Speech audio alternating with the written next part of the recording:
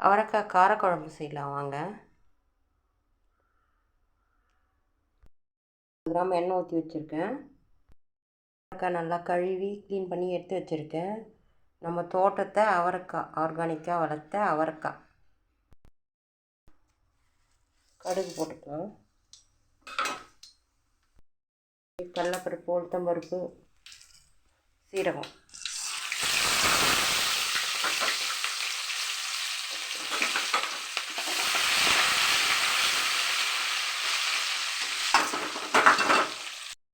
கொஞ்சம் brown colour ஆகணும். பூண்டு போட்டுக்கலாம். வெங்காயம் போட்டுக்கலாம். கருவேப்பிலை போட்டுக்கலாம்.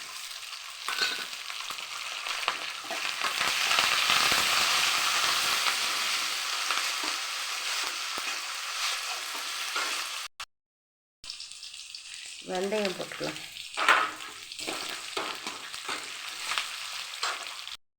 தக்காளி போட்டுக்கலாம்.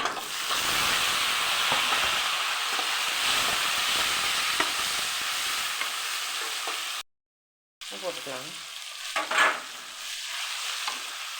போட்டால் நல்லா வெந்து வரும். நான் அது 1 கிலோ அவரைக்காய் எடுத்திருக்கேன். அதுக்கேற்ற மாதிரி தக்காளி 3 தக்காளி போட்டிருக்கேன். ஒரு லெமன் சைஸ் அளவு புளி கரைச்சி எடுத்து வச்சுருக்கேன். லெமன் சைஸ் அளவுக்கு கரைச்சி எடுத்து வச்சுருக்கேன்.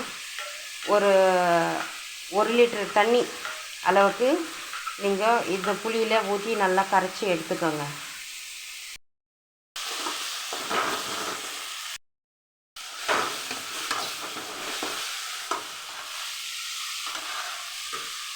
இப்போ 2 ஸ்பூன் மிளகாத்தூள், 2 ஸ்பூன் தனியாத்தூள், 1 ஸ்பூன் மஞ்சத்தூள் போட்டிருக்கேன்.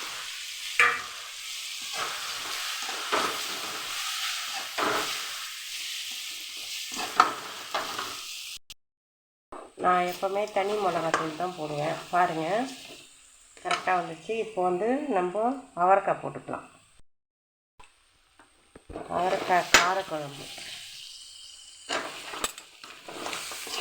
போட்டு நல்லா அந்த பச்சை வாசனை போகிற அளவுக்கு நல்லா வதக்கணும். இதை வதங்கணும்.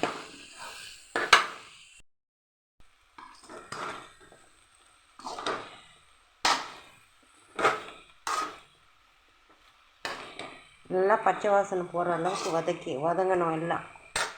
அப்புறமா தான் நம்ம தண்ணி ஊற்றணும். மீடியமில் வச்சுன்னு வதக்கணும், இல்லைன்னா தூங்கிடும். கொஞ்சம் நல்லா பச்சை வாசனை போகணும். அப்போ தான் அவரைக்காய் டேஸ்ட் ஒரு குழம்பு. நம்ம வதக்கினதுல அந்த அவரைக்காய் பச்சை கலரே மாறிடுச்சு பாருங்கள். இப்போ நம்ம ஒரு 1/2 லிட்டர் தண்ணி மட்டும் ஊற்றிக்கணும்.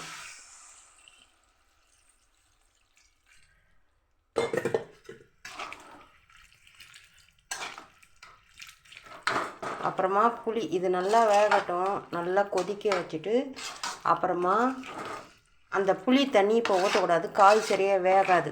அதனால் இது நல்லா மூடி நல்லா கொதிக்க வைக்கணும். உப்புலாம் டேஸ்ட் இப்போ பார்த்துட்டு மூடி நல்லா கொதிக்க வச்சுடுங்க.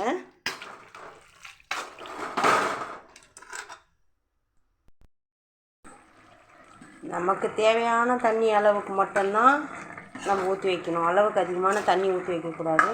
புளி எதுக்கு போடுறோன்னா, புளியும் ஊற்றிட்டு இருக்கலாம், ஆனால் வேகாது. அதனால் புளி லாஸ்ட்டாக ஊற்றணும்.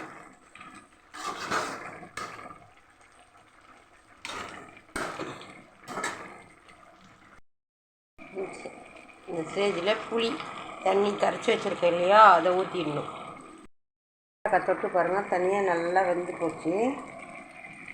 இப்போது நம்ம இந்த புளி ஊற்றிடுவோம்.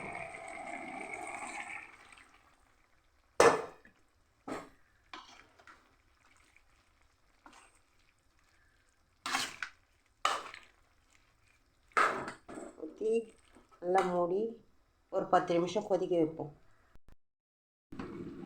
திறந்து கலக்கி கொடுப்போம்.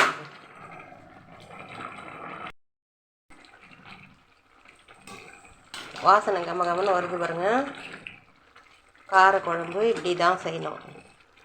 நம்ம இந்த நேரத்தில் உப்பு காரம் எல்லாம் பார்த்துக்கலாம். இன்னும் கொஞ்சம் முன்னாடியே பார்த்துட்டு உப்பு பத்தலாம் காரம் பத்தலாம் கூட போட்டுக்கலாம். இப்போ இன்னும் கொஞ்சம் நேரத்தில் நம்ம இறக்கிடுவோம். சரியாக போச்சு.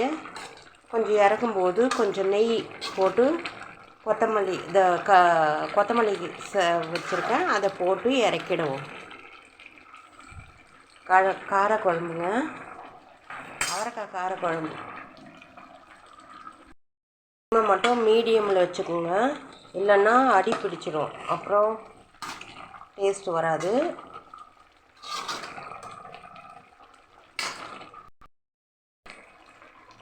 இந்த ஸ்டேஜில் கொஞ்சம் நெய் போட்டுக்கணும்.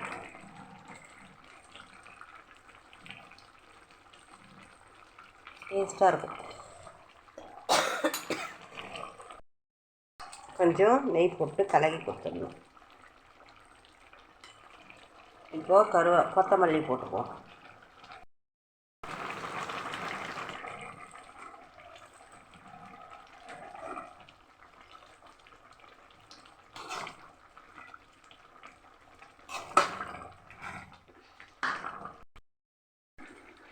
அவ்வளோதான். இந்த எண்ணெய் தண்ணி நிறைய எண்ணெய் ஊற்றல. நிறைய எண்ணெய் ஊற்றினாக்கா பிரச்சனை அப்படின்னு சொல்லிட்டு ஒரு 50 கிராம் மட்டும் ஊற்றினேன். இது 1 கிலோ காய். இது அந்த 1 கிலோ காய்க்கு இன்னும் கொஞ்சம் கூட எண்ணெய் ஊற்றிருக்கலாம். நான் திட்டமாகவே எண்ணெய் ஊற்றினேன். அதுக்கு பதிலாக நெய் போட்டேன். செம்ம டேஸ்ட்டாக இருக்கும். சாதத்துக்கு போட்டுன்னு சூடாக சாதம் போட்டுக்கணும். நல்லா கமன்னு வருது வாசனை. தொட்டுக்கணும், சாப்பிடுங்க. சாப்பிட்டு எப்படி இருக்குன்னு சொல்லுங்கள். நான் செய்கிற மாதிரி செய்யுங்க. வீடியோ ஸ்கிப் பண்ணாமல் பாருங்கள் ஃப்ரெண்ட்ஸ். அப்படி பார்த்தீங்கன்னா தான் நான் கரெக்டாக செய்யுங்க போடுறதெல்லாம் தெரியும். இதை மட்டும் அடி பிடிக்காமல் நீங்கள் கலக்கி விட்டுருக்கோம். இப்போ முடிஞ்சிச்சு. சிம்மை ஆஃப் பண்ணிக்குவோம் அடுப்பை. அவ்வளோதான் ஃப்ரெண்ட்ஸ், ஆஃப் பண்ணிட்டேன். வீடியோ பிடிச்சா சப்ஸ்கிரைப் பண்ணுங்கள், லைக் பண்ணுங்கள், ஷேர் பண்ணுங்கள், கமெண்ட் பண்ணுங்கள். Thank you friends.